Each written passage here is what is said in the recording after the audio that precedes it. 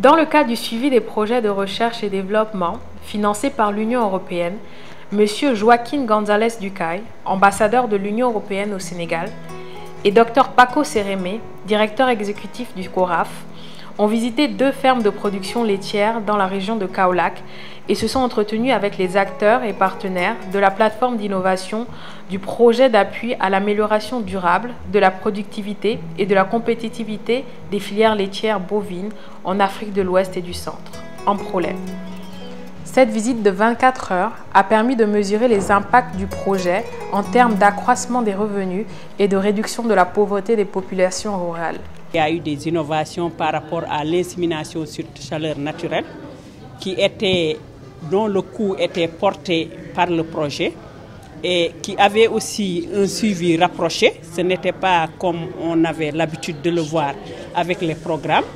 On venait, on regroupait les éleveurs, on inséminait et on repartait et il n'y avait pas de suivi.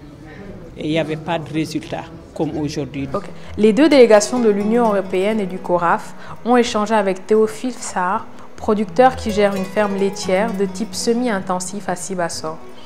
On note également une amélioration de l'état nutritionnel de l'ensemble de la famille, de l'éleveur et des consommateurs. Le projet a permis au bout de 4 ans d'améliorer ses revenus par la vente de lait, passant d'un bénéfice de 2 000 francs par jour à 5 000 francs par jour.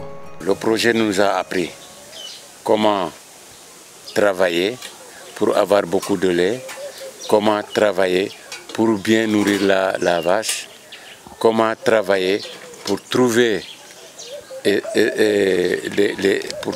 savoir exactement la vache à quel moment et quand elle a en chaleur naturelle. La production a été doublée. Et même au niveau de certaines fermes, on a même triplé. Au lieu de 2 litres, on va jusqu'à 6 litres de lait par jour, par vache. Je crois que c'est important. Une vache qui faisait 2, maintenant, si vous allez jusqu'à 6, il suffit d'avoir 3 ou 4 vaches et puis vous avez du lait, vous ne savez même pas ce que vous allez faire avec.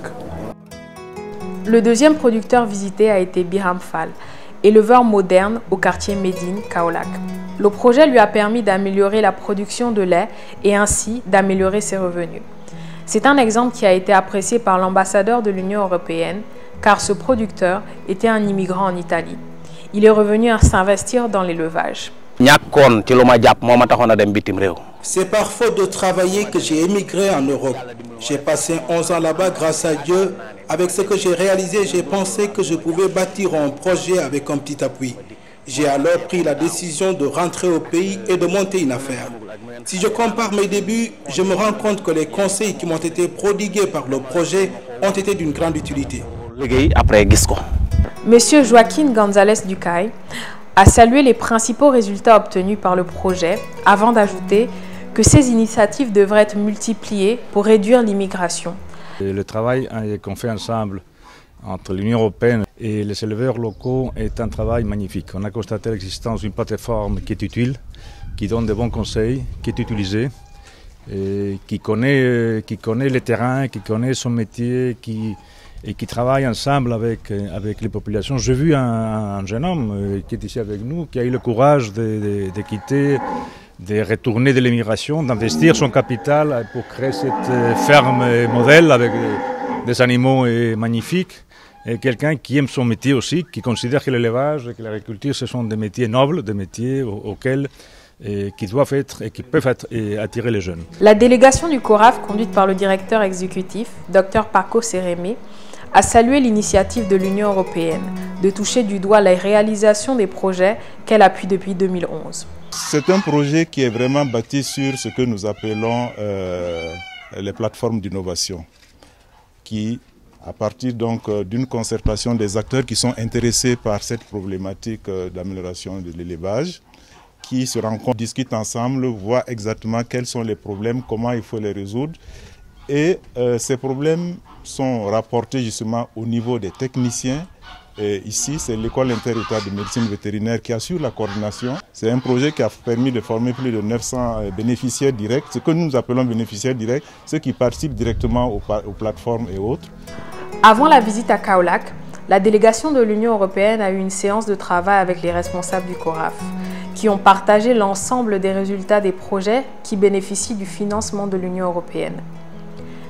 Les aspects de gouvernance financière et technique ont été partagés avec l'ambassadeur de l'Union européenne au Sénégal. Depuis 2011, l'Union européenne finance le Cora Free Card pour un montant de plus de 7 milliards de francs CFA, soit 11 475 000 euros. À ce jour, 17 projets de recherche et développement sont mis en œuvre dans 20 pays en Afrique de l'Ouest et du Centre et coordonnés au niveau régional par le Cora Free Card. L'Union européenne appuie le Cora Free Card à travers le Fonds fiduciaire multibailleur, MDTF. Il s'agit d'un mécanisme de financement facilité par la Banque mondiale et qui a pour objectif de contribuer à des améliorations durables de la productivité, de la compétitivité et des marchés agricoles en Afrique de l'Ouest et du Centre.